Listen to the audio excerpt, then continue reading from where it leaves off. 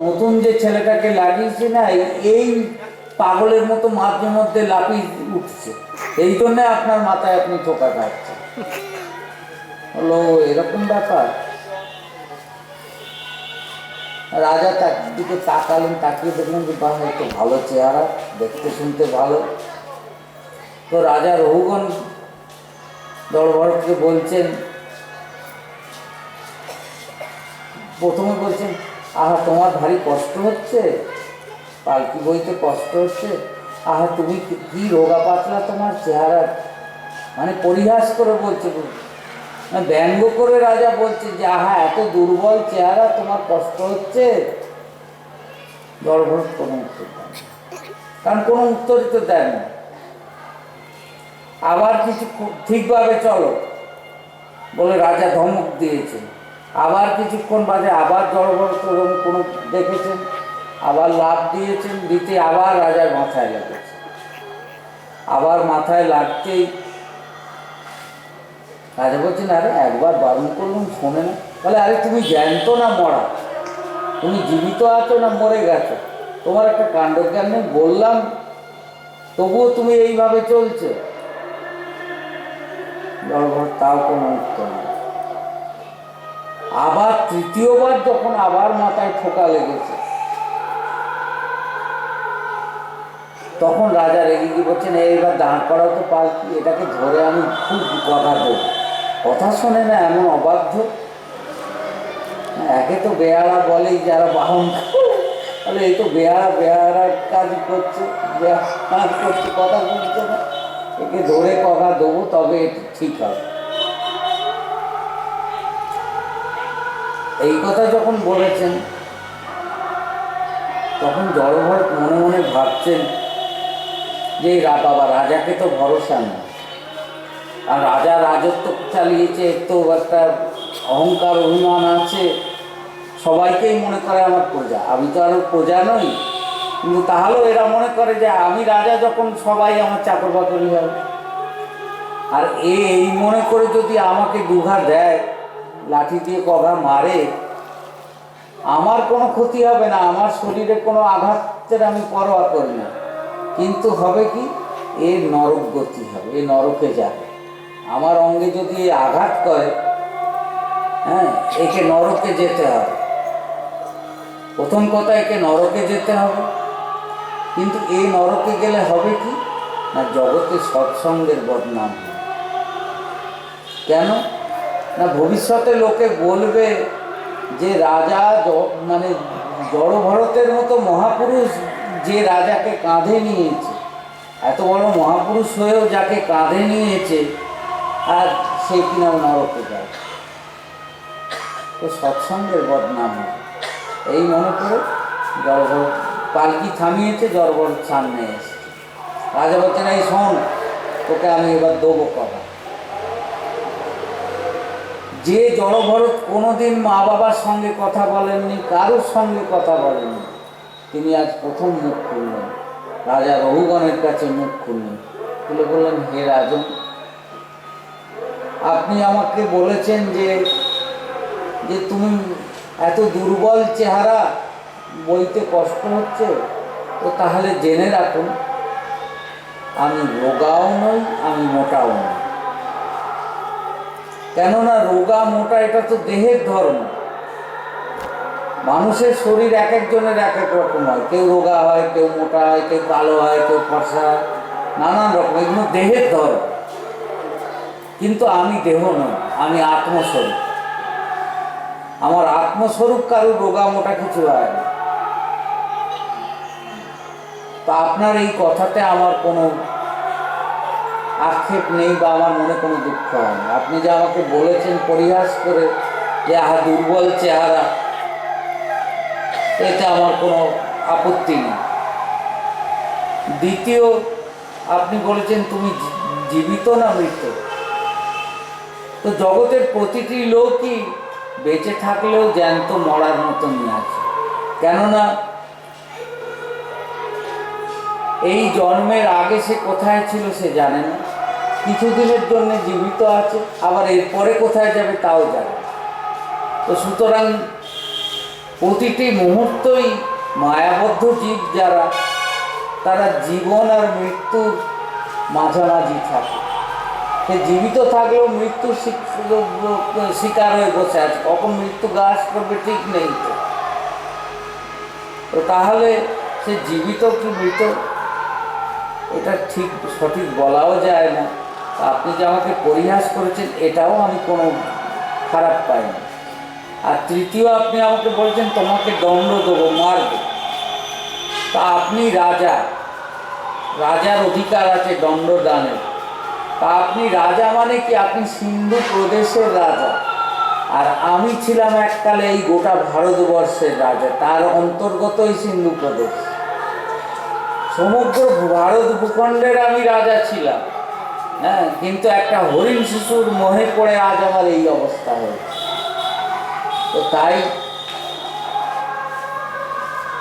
আপনি যদি দণ্ডও আমাকে দেন, কিন্তু আজ আমি আত্মস্বরূপে স্থিত আছি। আপনি লাঠি দিয়ে যদি আমাকে আঘাত করেন, আমার দেহের ওপর আঘাত আসবে, আমার আত্মার ওপর তার কোনো প্রভাব পড়বে।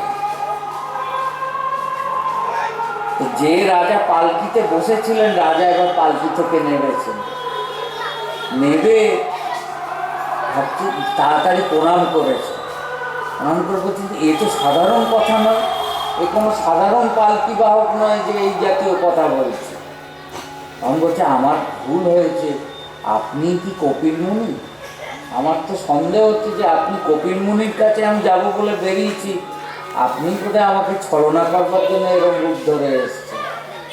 বলে না, আমি কপিল মুনি নই, কিন্তু আমি রাজা ভরত ছিলাম। এবং এই বলে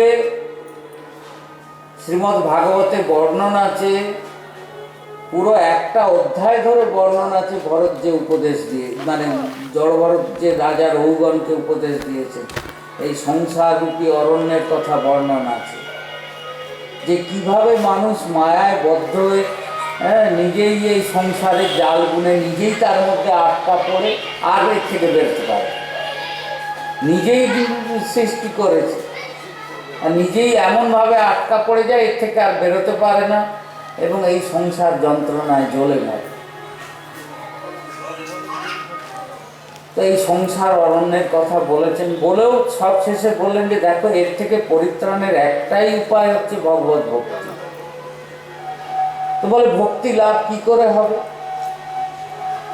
না, ভক্তি লাভ করার একটাই উপায় হচ্ছে যে ভক্তি ভগবানের কাছে থাকুন, ভগবানের মধ্যে থেকে উৎপন্ন হলেও ভগবানের সম্পদ নয়, ভক্তিটা ভক্তের সম্পদ।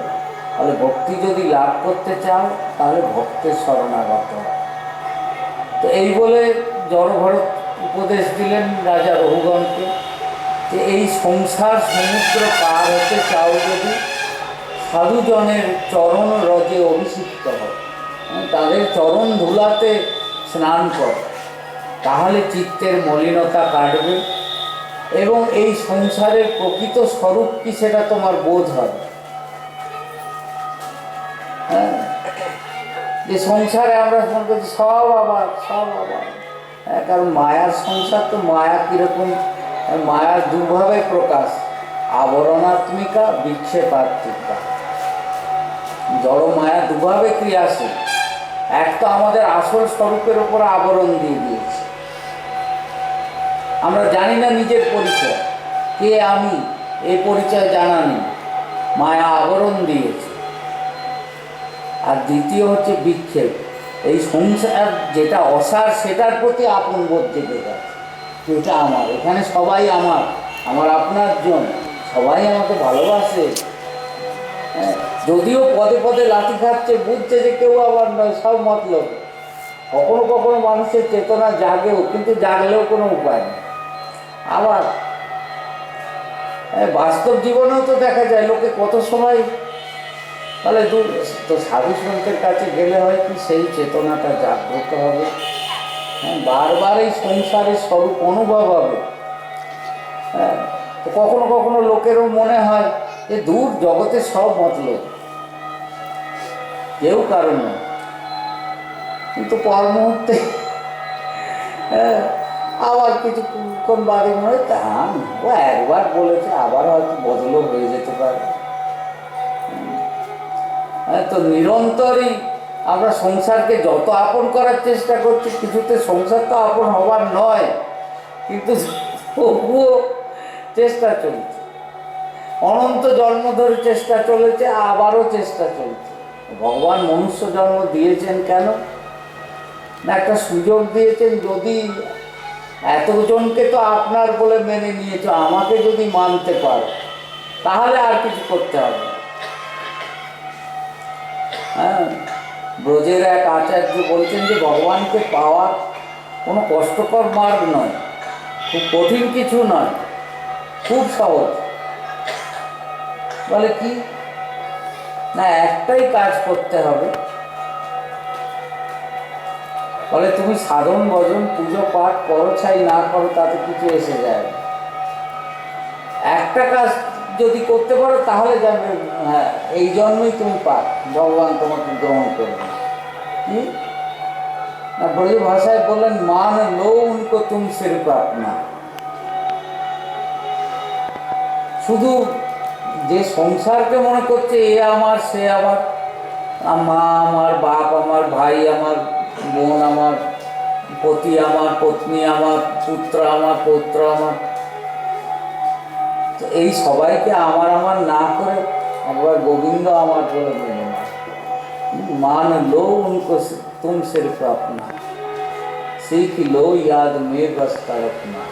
আর একটাই কাজ করো, যেমনি জগতের আপনজনের বিচ্ছেদে সবসময় মনের মধ্যে দুঃখ হয়। একটা মা যদি তার ছেলেকে ছেড়ে থাকে তো মায়ের মনের মধ্যে সবসময় চলে ছেলেটা কোথায় আছে, ঠিক আছে তো, ভালো আছে, কখন দেখা হবে, অর্থাৎ তার সঙ্গে মিলনের জন্য ছটফট করতে থাকে। তো তেমনি বলছেন কি শিখ লো ইয়াদ মেয়ে বাস তড়পনা, গোবিন্দকে আপন বলে মেনে নাও, আর তার সঙ্গে মিলনের জন্যে অন্তরে সবসময় সেই বিরহ জাগিয়ে রাখো, সবসময় ছটফট করো। তাহলে হবে কি, জাগতিক ক্ষেত্রে কোনো মা যদি সন্তানের জন্য চিন্তাও করে, সন্তান কিন্তু টের পায় না। মা বলে নয়, যে কোনো সম্বন্ধে, যে কোনো সম্বন্ধে কেউ যদি কারোর জন্য চিন্তা করে, কেউ তো অন্তর্যামী নয়, তার মনে কি চিন্তা হচ্ছে কেউ বুঝতে পারে। সে চিন্তা করে করে মরেই গেল, অপরজন আসবেও না, কারণ মনের ভাব তো কেউ বুঝে না, মনের ভেতর তো কেউ ঢুকে নেই, কিন্তু ভগবান তো ভেতরেই আছে।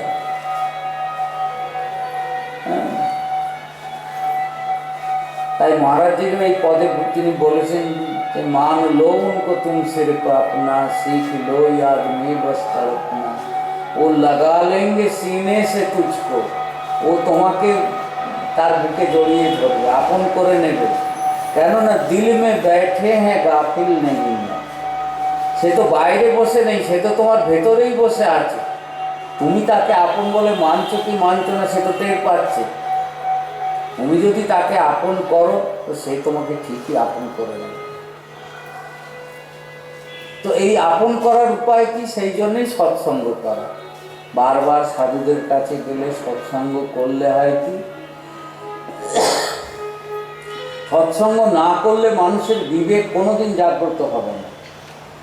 হ্যাঁ, তুলসীদাসজিও তার বলেছেন মানসে যে বিনু সৎসঙ্গ বিবেক না হই, যে সৎসঙ্গ না করলে মানুষের বিবেক কোনোদিন জাগ্রত হবে। কিন্তু আবার এও বলেছেন রাম কৃপা বিনু সুলভ না সই, ভগবানের কৃপা ছাড়া সৎসঙ্গ সুলভ নয়, হ্যাঁ সহজে মেলার নয়। যদি ভগবানের কৃপা হয় তাহলে জীবের সৎসঙ্গ হবে, এবং সৎসঙ্গ হলে তখনই তার এই বিবেক, নিত্যানিত্য বিবেক, কোনটা নিত্য বস্তু কোনটা অনিত্য বস্তু, এই বিবেক জাগ্রত হবে, তখন সে ঠিক পথে চলবে। তাই রাজা রঘুগণকে জড়ভরত উপদেশ দিলেন যে সৎসঙ্গ করো, নিরন্তর সাধুসঙ্গ করো, সাধুসঙ্গ করতে করতে তবে ভক্তি আসবে, তবে ভগবত মার্গে যেতে পারবে। তো শ্রীমদ্ ভাগবতে পঞ্চম স্কন্ধে জড়ভরত পর প্রসঙ্গের পর শেষকালে নরকের প্রসঙ্গ বর্ণনা আছে। হ্যাঁ, তা এখন নরকের প্রসঙ্গ বল, আমরা তো আর এইসব প্রসঙ্গ বেশি শুনতে যাব না, কারণ নরকটা তো আর শোনার কথা নয়। হ্যাঁ, তবে এখানেও একটা কথা বলা যায় যে ভগবান আমাদের এই মনুষ্য দেহ যে দিয়েছেন, দেব দুর্লভ।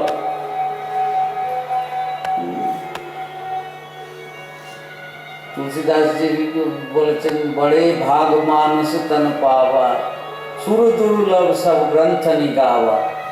অনেক ভাগ্যের ফলে এই মনুষ্য দেহ লাভ হয়েছে। দেবতাদেরও দুর্লভ, দেবতারাও চায় মানুষ হয়ে আসতে যাতে ভগবত ভজন করে, কারণ এই মনুষ্য দেহ ছাড়া আর কোনো দেহে ভগবত ভজন করা যায় না।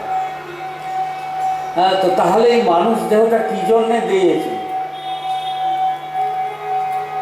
তুলসীদাসজি একটা ভারী সুন্দর দৃষ্টান্ত দিয়েছেন, হচ্ছে যে মানুষের শরীরটা পাওয়া কি জন্যে না, প্রথম বললেন নরক,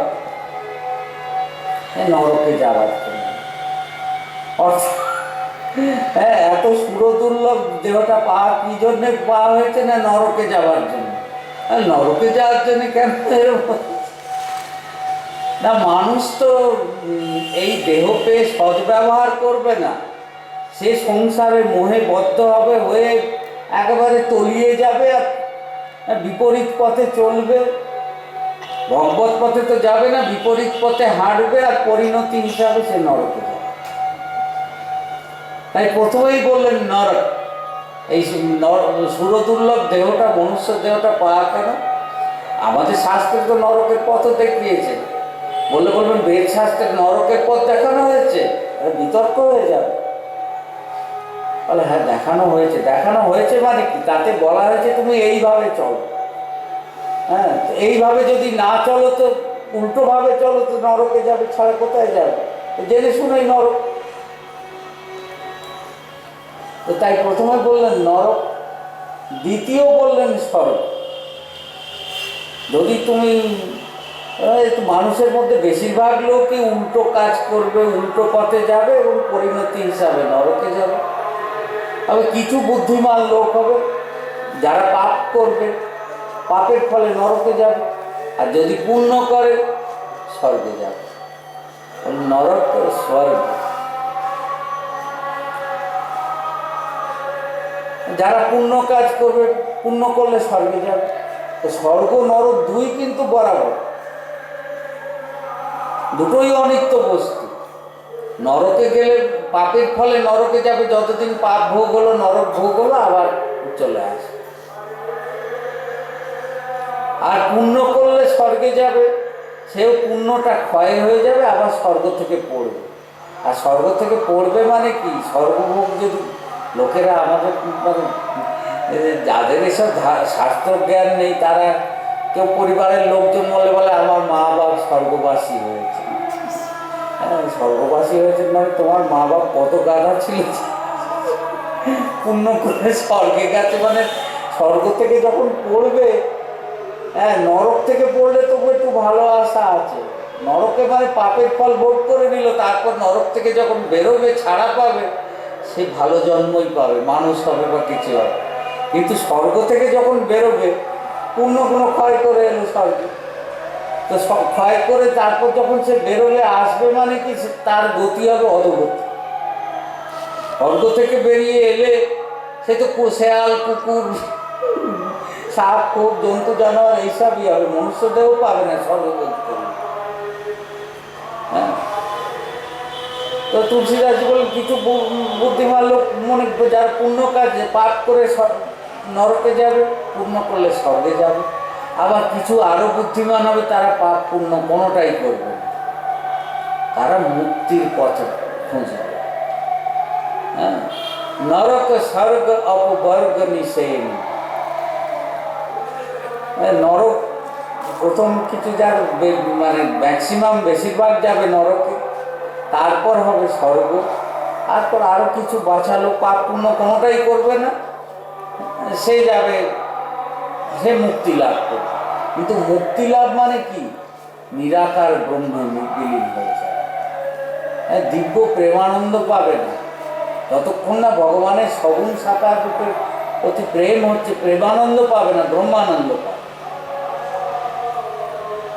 কিন্তু তুলসীদাসজি বললেন কি, এর পরেও আরো কিছু বাছা লোক থাকবে, তাদের হবে কি না, বললেন কি, নরক স্বর্গ অপবর্গ নিশেনি, জ্ঞান বিরাগ ভক্তি সুখ দেয়নি।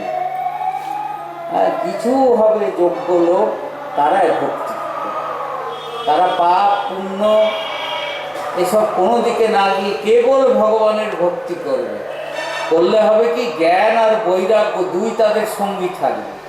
হ্যাঁ, যেখানে ভক্তি হচ্ছে জননী, আর ভক্তির সন্তান হচ্ছে জ্ঞান আর বৈরাগ্য। যেখানে ভক্তি থাকবে সেখানে জ্ঞান আর বৈরাগ্য দুটো থাকবে।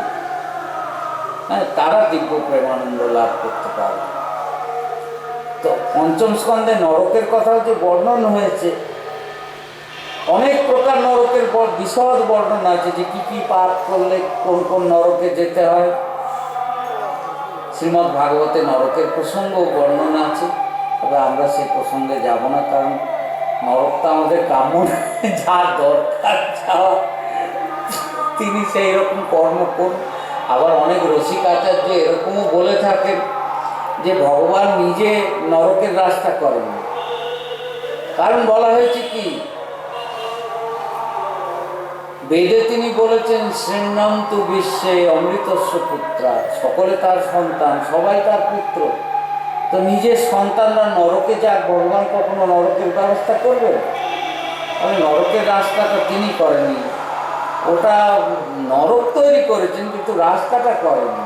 রাস্তাটা যারা যায় তারা নিজেরা করে নেয়, নিজেরা করে নিয়ে ওই পথে যাত্রা করে। তো পঞ্চম স্কন্ধ নরক প্রসঙ্গ বলে শেষ হয়ে গেছে। আমরা যেহেতু ভাগবত সপ্তাহ, সময় তো কম, ষষ্ঠ স্কন্ধে চলে যাই, যেখানে মহারাজা পরীক্ষিত সুখদেবকে জিজ্ঞাসা করছেন যে, আচ্ছা, লোকে পাপ করে বলছেন নরকে যায়, তো এই পাপের হাত থেকে প্রতিকারের কোনো রাস্তা নেই? তো সুখদেব বলেন, হ্যাঁ হ্যাঁ আছে, শাস্ত্রে অনেক প্রায়শ্চিত্তের বিধান আছে। হেন প্রায়শ্চিত্ত, কী কী পাপ করলে, কী কী প্রায়শ্চিত্ত করলে পাপ কেটে যায়।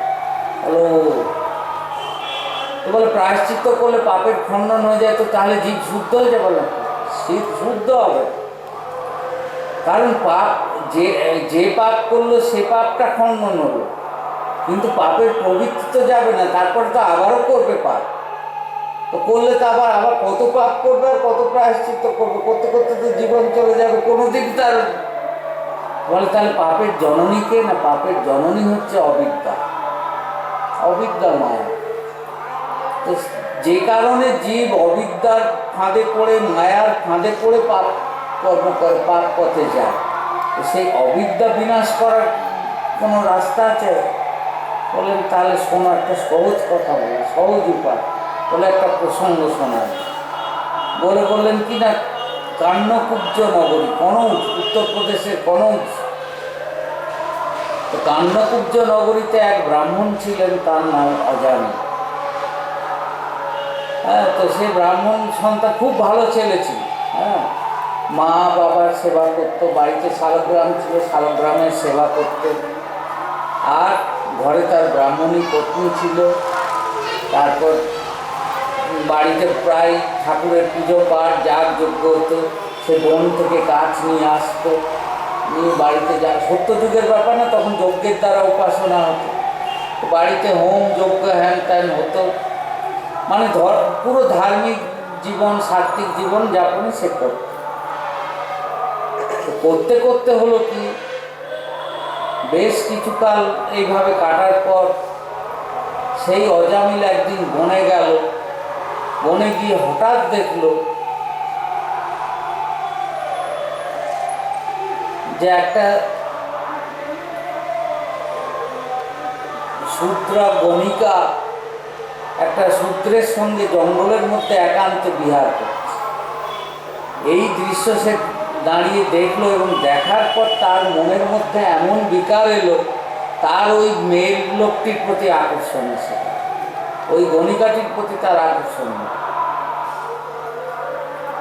এবং অজামিল বাড়িতে ফিরে এলো, কিন্তু ফিরে আসার পর মনের মধ্যে সে তাকে ধরে নিল, এবং বাড়িতে এসে চিন্তনেই তো সিদ্ধি হয় না। চিন্তন করার আমাদের দুটো বিষয় আছে, হয় ভগবত বিষয় নয় মায়ার বিষয়। নিজের ঘর সংসার থেকে শুরু করে ব্রহ্মলোক পর্যন্ত মায়ার অধিকার। যে কোনো বিষয় চিন্তা করুন না কেন সে মায়ার হয়, আর যদি ভগবানের বিষয় চিন্তা করেন সেটা ভগবত চিন্তন হয়। তো এই তো আরো কদর্য চিন্তন করছে মায়ার জিনিস। এই যে যখন চিন্তন করছে এই দৃশ্য দেখা, এই জন্য ভাগবত বলছেন যে সর্ব ইন্দ্রিয়কে সাবধান রাখ, আর চোখকে বিশেষ করে, কারণ চোখের মধ্যে দিয়ে প্রথম পাপ ঢোকে। মানুষ দেখে, কিছু দেখলে দৃষ্টির মাধ্যমে তার পাপটা ভেতরে ঢোকে।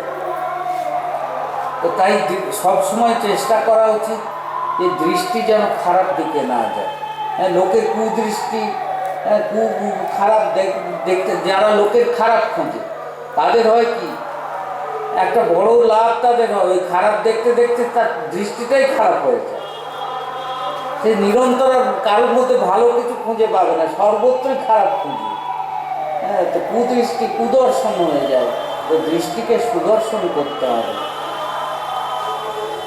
তো অজামিল ওই দৃশ্য দেখে এসে চিন্তা করে, তারপর সে যেভাবে ও খুঁজে খুঁজে ওই গণিকাটাকে বের করেছে, ওরা বলছে যে আমার তো খুব ইচ্ছে তোমার সঙ্গে আমি থাকবো। সে বলে হ্যাঁ আমিও রাজি। বলে চলো আমরা পালিয়ে যাই, পালিয়ে গিয়ে জঙ্গলে থাকবো। হ্যাঁ, অজামিলের ঘরে মা বাবা ছিল, বৃদ্ধ মা বাবা, বৈধ ধর্মপত্নী ছিল ব্রাহ্মণী, সব ছেড়ে, ঠাকুর সেবা সব ছেড়ে দিয়ে সে ওই গণিকার পাল্লায় করে জঙ্গলে চলে গেল। আর জঙ্গলে গিয়ে তার সঙ্গে হচ্ছে এখন খেতে হবে, দেহের ধর্ম তো আছে, খাওয়া দাওয়া তো করতেই হবে, তাহলে শরীর টিকবে না। হ্যাঁ, তো জীবিকা চাই। তো কি জীবিকা হবে? তো সে যেরকম সাথী পেয়েছে, জীবন সাথী পেয়েছে না, তো সে সাথী উপদেশ দিল যে কোনো ব্যাপার নয়, আমাদের পয়সার অভাব হবে, এই জঙ্গলের মধ্যে আমরা ডাকাতি করব। তো যে ব্রাহ্মণ অজামিল সর্বদা ভগবত আরাধনা করত, সেই অজামিলের এবার জীবিকা হলো কি ডাকাতি। জঙ্গলের মধ্যে যখন লোকজন যাচ্ছে তাদেরকে মেরে ধরে তাদের পয়সা কেড়ে নেয়, নিয়ে সেইভাবে আছে, ভালোই দিন কাটছে তার। হ্যাঁ,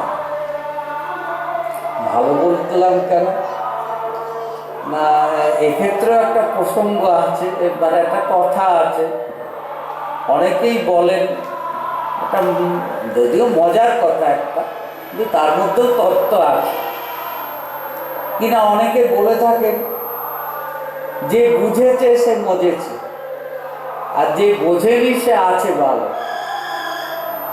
অর্থাৎ ভগবত বিষয়ে যে বুঝেছে সে তো মজেই গেছে, সেই দিব্য আনন্দে মজে আছে। আর যে জানে না, বোঝে না, সেও ভালো আছে, মানে তার চিন্তা নেই, সংসারে লাঠি কাটছে তাই মজায় আছে। যেমনি রামকৃষ্ণদেব বলতেন যে উট কাঁটা ঘাস খায়, কাঁটা ঘাস মরুভূমিতে আর কী পাবে, কাঁটা ঘাস চিবোচ্ছে। তো কাঁটা চিবোতে ওর ভেতর তো আর কোনো রস নেই, সার তত্ত্ব নেই, তো কাঁটা চিবোতে গিয়ে ওই কাঁটাগুলো ভেতরে বিঁধে যাচ্ছে আর সেই রক্ত বেরোচ্ছে, আর নিজের রক্তই নিজে চুষে চুষে খাচ্ছেন। তো কী স্বাদ, কী ভালো স্বাদ, আহা। আর এটা বুঝছে না যে আমি পুষ্টি করছি কি নিজের রক্তেই নিজের পুষ্টি করছি, নিজের তৃপ্তি হচ্ছে কিসে, ওই নিজের মুখের রক্ত। তো তাই বলছে কি যে বোঝেনি সে আছে ভালো। অর্থাৎ উট বোঝে না, উটের মতো যারা হয় তারা নিজেদের মায়ার সংসারে মায়ায় জড়িয়ে আছে। কেমন আছে? খুব ভালো। লোককে জিজ্ঞেস করে বলবে এই তো ছেলে পুলে নাতি নাতনি, আমার একবারে ভরা সংসার, ভরা সংসার। ভরা সংসার বলে কি, যার সংসার যত বড় তার কপালে দুর্ভোগ তত হয়েছে। এটা বাস্তব, এটা লোকে স্বীকার করবে না। হ্যাঁ, মানে বুঝেও বুঝবে না। হ্যাঁ, নিরন্তর এক তো নিজের শরীরের জ্বালা হাজার রকম, তারপর আবার লোকের জ্বালা।